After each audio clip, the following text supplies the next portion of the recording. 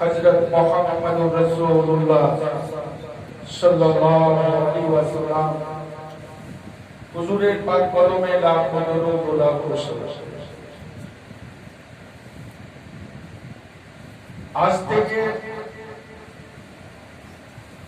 1450 বছর আগে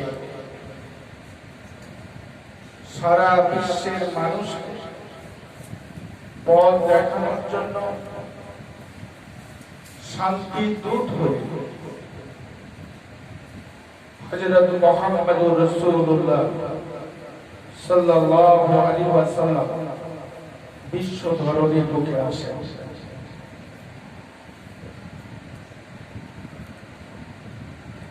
ইসলামের সার্বিক অর্থ হচ্ছে শান্তি। সেই ইসলামের যারা সুশীতল সবার মধ্যে এসেছে, ইহ জগতেও তারা শান্তি পেয়েছে, ওহ জগৎ তাদের জন্য কল্যাণকর। বলুন সুবহানাল্লাহ। আমার ভাই, আমার দোস্ত,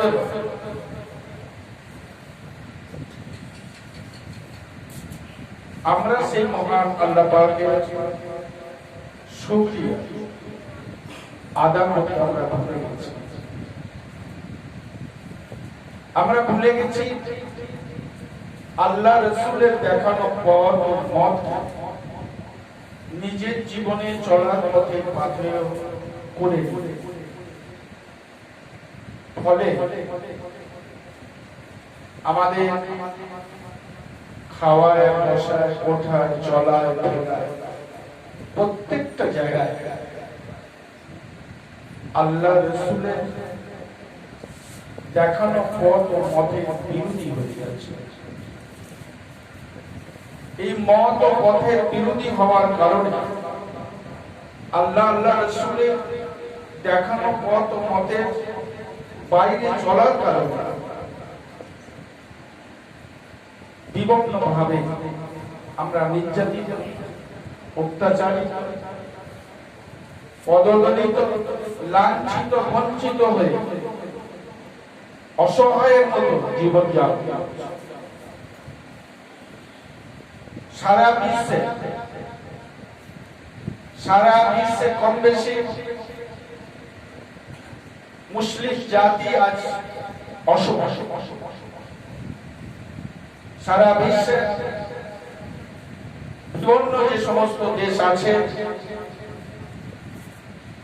যেমন তুরস্ক, সৌদি, ইরাক, ইরান, কুয়েত, পারস্য, মিশর, Jordan, Syria, Lebanon, Bangladesh, Pakistan, Afghanistan, এইরকম করে যে সব মুসলিম দেশগুলো আছে সংখ্যালঘু, সেই সমস্ত দেশে আজ অশান্তির ঝড় হচ্ছে, রক্তের হলি চলছে। এটা কেন? এর সলিউশন নেই, এর রাস্তাটা কি? এর রাস্তা শুধু একটাই, যে মানুষ যখন প্রতিটা তার কর্মের জন্য, প্রতিটা তার কর্মের ভুল করার জন্য যখন সে অনুশোচনার আগুনে দগ্ধ হয়ে যাবে, তওবা করবে, আল্লাহর কাছে মাফ চাইবে, আল্লাহ পাক রব্বুল আলামিন অবশ্যই তাকে মাফ করে দেবেন। বলেন সুবহানাল্লাহ। আমরা মাফ চাওয়া ভুলে গেছি, আল্লাহর কাছে কাঁদা ভুলে গেছি, আল্লাহর কাছে চাওয়া ভুলে গেছি, অনুশোচনার আগুনে দগ্ধ হতে আমরা ভুলে গেছি। একবারও আমরা আল্লাহ পাকের দরবারে নতজানু হই, একবারও আল্লাহর কাছে আমরা এইটুকু বললাম না, আল্লাহ আমার জীবনে চলার পথে ভুল ভ্রান্তি যা আছে, অন্যায় যা করেছি, অপরাধ যা করেছি, আল্লাহ তুমি রহমানুর রহিম, গফুরুর রহিম, আল্লাহ আমার অপরাধকে ক্ষমা করে দাও। বলুন সুবহানাল্লাহ। আল্লাহ পাক বলেন, তোমার গুনাহ যদি আসমান সমান হয়ে যায়, তোমার গুনাহ আসমান সমান যদি হয়ে যায়, আমার রহমত আরশুল আজিম পর্যন্ত তোমার জন্য রইল। বলুন সুবহানাল্লাহ। আমার ভাই, আমার দোস্তরা, তাহলে আমাদের জীবনে চলার পথে যে ভুল ভ্রান্তি বেয়াদবি আছে, সেইগুলোকে শুধরে নেওয়া উচিত না উচিত নয়? ক্ষমা যদি চাইতে হয়, মহান আল্লাহ পাকের দরবারে আমাদের ক্ষমা চাইতে হবে। আল্লাহ রহমান রহিম হচ্ছেন, আল্লাহ গফুর রহিম হচ্ছেন। অবশ্যই ফেলে আসা যে সমস্ত অন্যায় অপরাধ, আল্লাহ অবশ্যই আমাদের ক্ষমা করে দেবেন। বলুন সুবহানাল্লাহ। আমরা যদি সত্যিকারের একবার পড়ে নিই আস্তাগফিরুল্লাহ রাব্বি মিন কুল্লি যামবি ওয়া আতুবু ইলাইহি, লা হাওলা ওয়ালা কুওয়াতা ইল্লা বিল্লাহিল আলিয়্যিল আযীম। আয় আল্লাহ, আমার জীবন যা সাগীরা কাবীরা গুনাহ করেছি, আল্লাহ আপনি আমাকে মাফ করে দেন। অবশ্যই আপনি মাফ করে দেবেন। বলুন সুবহানাল্লাহ। সারা পৃথিবীতে চারটে মজহাব চলছে। কটা মজহাব? চারটে মজহাব। এই চারটে মজহাবে ইমামের নাম জানেন? সারা বিশ্ব এই চার মজহাবের উপর দাঁড়িয়ে চলছে। চারটে মজহাবের নাম কি? হাম্বলি, শাফি, মালিকি। এই যে চারটে মজহাব আছে, এই চার মজহাবে চার ইমাম আছে। চার মজহাবে চার ইমাম আছে।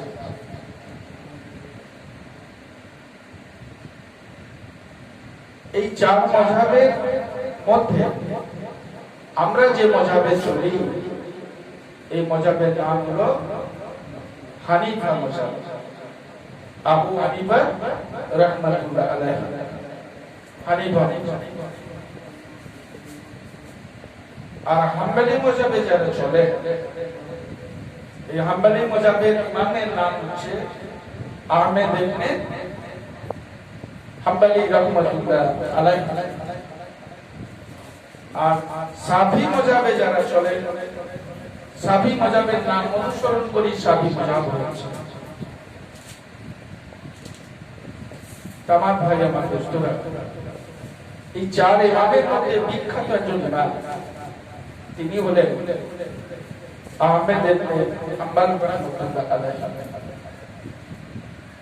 নাম শুনেছেন না শোনেননি?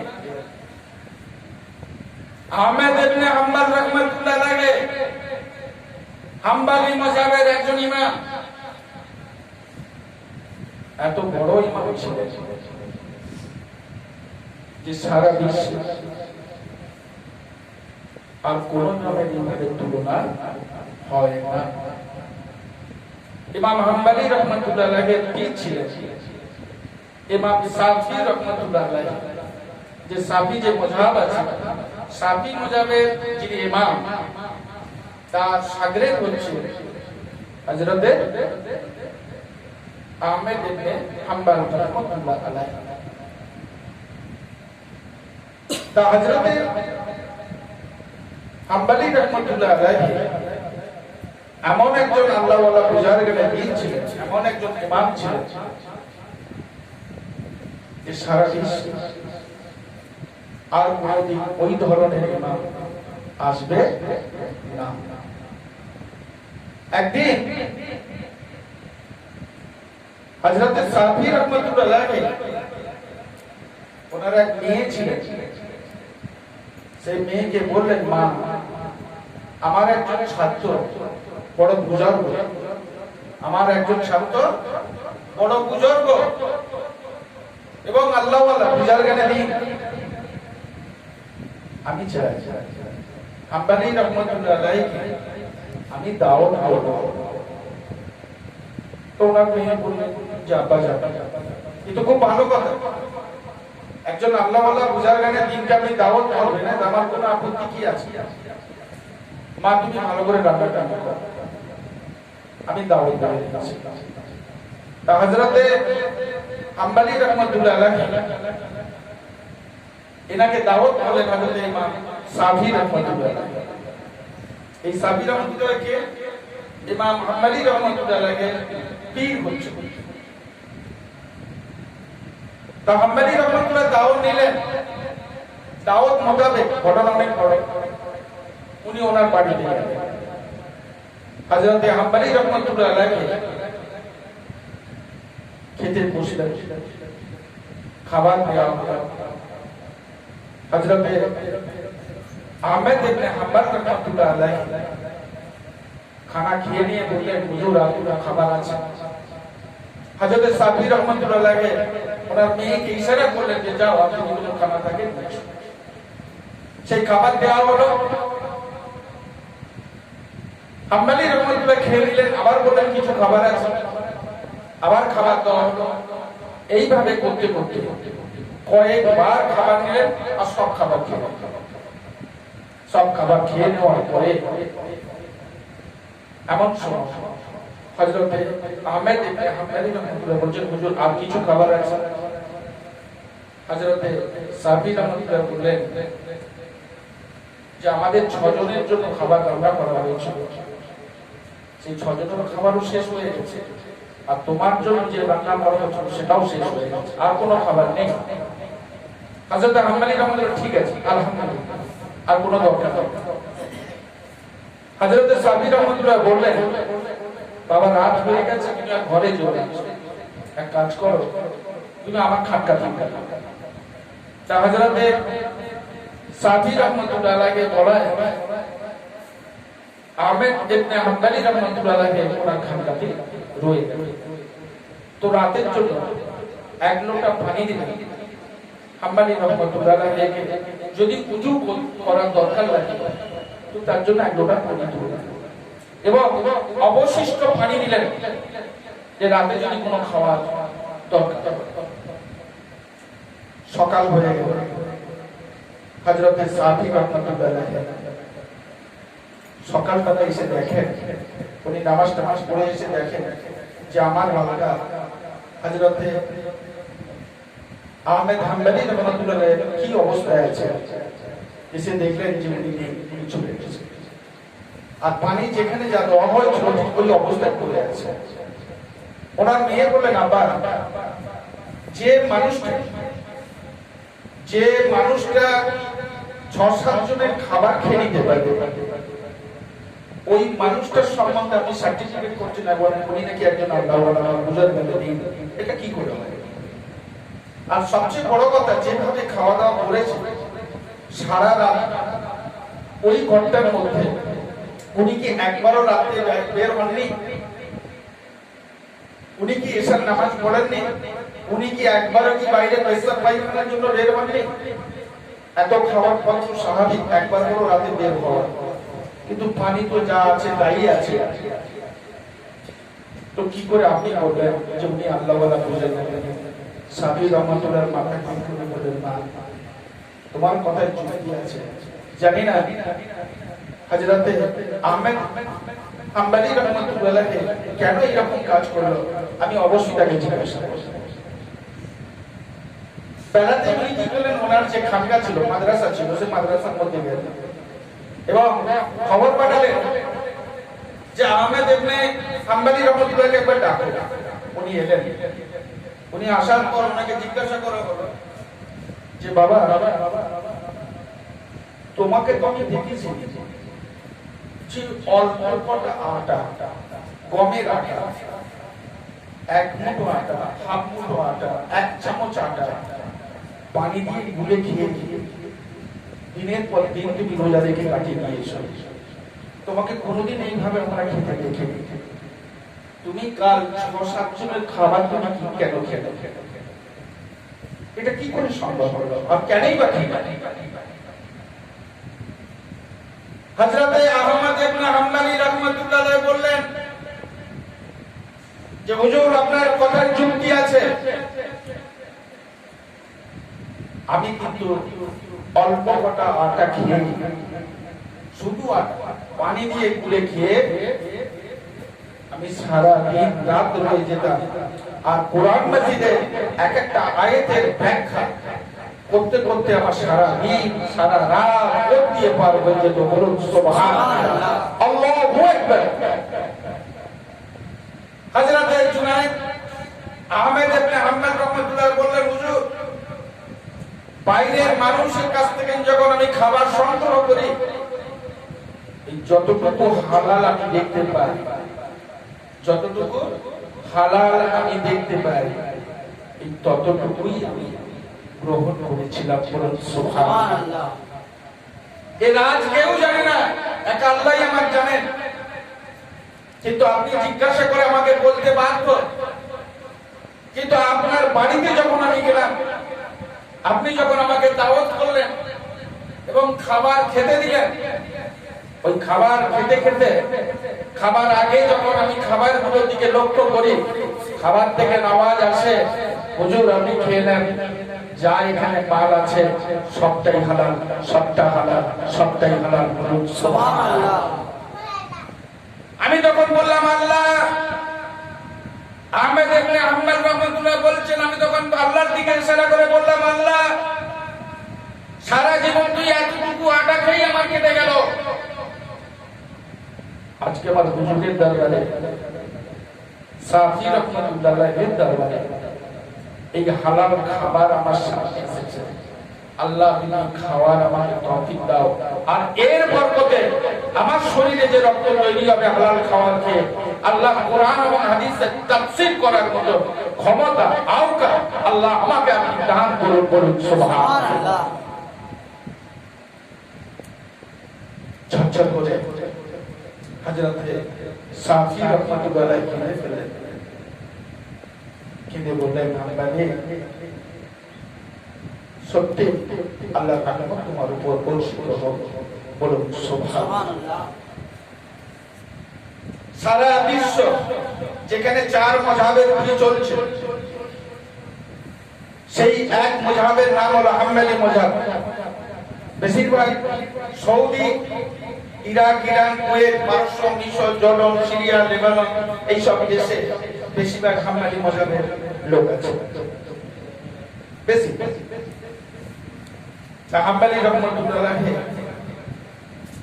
একটা কোরআনের একটা আয়াত, মানে একটা লাইন, একটা সেন্টেন্স, একটা ওয়ার্ড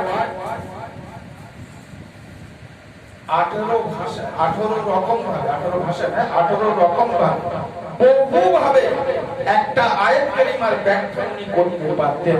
সুবহানাল্লাহ। যা সারা বিশ্বে আজও পর্যন্ত কোন ইমামের জন্ম হয়নি আর হবেও না। হযরতে হাম্বলী রাহমাতুল্লাহ আলাইহি প্রথম বুঝার জন্য এত বড় একজন ইমাম। বলুন সুবহানাল্লাহ। কয়েকশো, একবার দুবার, কয়েকশো বার दो जहाনের आका, दो जहाনের बादशाह, रहमतुल आलमीन, शाफी मजनबी हजरत মুহাম্মদুর রাসূলুল্লাহ সাল্লাল্লাহু আলাইহি ওয়াসাল্লামের দিদার নসিব হয়েছে। একবার নয়, দুবার নয়, কয়েকশো বার দিদার নসিব হয়েছে হাম্বলী রাহমাতুল্লাহ আলাইহি। বলুন সুবহানাল্লাহ। হযরত হাম্বলী রাহমাতুল্লাহ আলাইহি জিন্দেগির যে ইতিহাস, আল্লাহ পাক রব্বুল আলামিন এত বর্তবা ওনাকে দান করেছিলেন। তৎকালীন যুগে যে বাদশা ছিলেন, সেই বাদশা তার স্বার্থের জন্য, তার নিজের জন্য, তার গদি বাঁচাবার জন্য, তার নিজস্ব যে আইন, নিজস্ব যে মতবাদ, সেটাকে সে প্রচার করছে। হাম্বলী রাহমাতুল্লাহ বললেন, না, এটা ইসলাম বিরোধী, এটা হতে পারে না, এ কোনোদিন করা যাবে না। বুঝা গেল কথাটা? বাদশা কি করলেন, হাম্বলি রহমাতুল্লাহকে অ্যারেস্ট করে দিলেন। অ্যারেস্ট করে দিয়ে বললেন যে হুজুর, লক্ষ লক্ষ আপনার ভক্ত আছে আমি জানি, আপনি যদি আপনার কথা থেকে সরে না আসেন তাহলে আপনার উপরে ভয়ঙ্কর এক শাস্তি নেমে আসবে। ইনি বললেন, আমি যেটা বলেছি কোরআন হাদিসের জন্যই তো বলেছি, আমি যেটা বলেছি কোরআন হাদিসের জন্য বলেছি। আমার জানের চেয়ে কোরআন হাদিসের দাম বেশি। বলুন সুবহানাল্লাহ। তাতে যদি আমার জান চলে যায়, তাতে যদি আমি শেষ হয়ে যায়, কোনো পরোয়া নেই। কিতাবের মধ্যে এসেছে জাল্লাদকে দিয়ে বেত্তাঘাত শুরু করা হলো, মারতে মারতে চামড়াগুলো ফেটে গেল। যে ঘরটার মধ্যে রাখা হয়েছিল, মারের আঘাতে তার শরীরের মাংস টুকরোগুলো ছিটকে যে ওই দেয়ালের মধ্যে লেগেছিল, রক্তগুলো ছিটকে যে দেয়ালের মধ্যে লেগেছিল, চামড়াগুলো চাবুকের সঙ্গে উঠে গেছিল। অজ্ঞান হয়ে গেলেন। আবার হুশ করা হতো, আবার মারা হতো, আবার বলা হতো আপনি এই ফতোয়া থেকে আপনি পিছনে চলে আসুন। হযরত আহমেদ ইবনে হাম্বলি রাহমাতুল্লাহ বললেন, না, আমাকে যদি বিশ্বাস করে ফেলো এতো আমার কোনো দুঃখ নেই। কোরআনের চেয়ে আল্লাহর রাসূলের চেয়ে কোনো দামি জিনিস হতে পারে না। আমার জানের দাম দামি হতে পারে না। দামি যদি হয়ে থাকে আমার ঈমানের দাম বেশি। অতএব কোরআনের বিরুদ্ধে আপনি ফতোয়া দেবেন, এটা মেনে নেওয়া যাবে না। বাদশা চিন্তা করলেন যে এইভাবে হবে না। এত মারার পর মাংস যেখানে ছিটকে চলে যাচ্ছে, রক্ত যেখানে লহর বয়ে যাচ্ছে, অজ্ঞান হয়ে যাচ্ছে, এত মারার পর যখন আহমেদ ইবনে হাম্বলি রাহমাতুল্লাহ তার নীতি থেকে যখন সরছে না, তখন ঠিক করলেন ওনার আম্মা জানকে বললেন, বাদশা বললেন যে আপনি আপনার ছেলেকে বুঝিয়ে বলুন। আমি শুনেছি যে আহমেদ ইবনে হাম্বলি রাহমাতুল্লাহ আলাইহি আম্মা জানকে খুব ভালোবাসেন। আপনি অন্তত বুঝিয়ে বলুন যে ফতোয়াটা দেওয়া হয়েছে, যে মশলা উনি দিয়েছেন, এটাকে আপনি উইথড্র করে নেন বা ফিরিয়ে নেন, তাহলে গন্ডগোল মিটে যায়, তাহলে আমি ছেড়ে দিব। এমন সময় কারাগারের সামনে নিয়ে যাওয়া হলো ওনার আম্মা জানকে। আহমেদ ইবনে হাম্বলি রাহমাতুল্লাহ আলাইহিকে কারাগার থেকে বের করে ওর মায়ের সামনে, ওনার মায়ের সামনে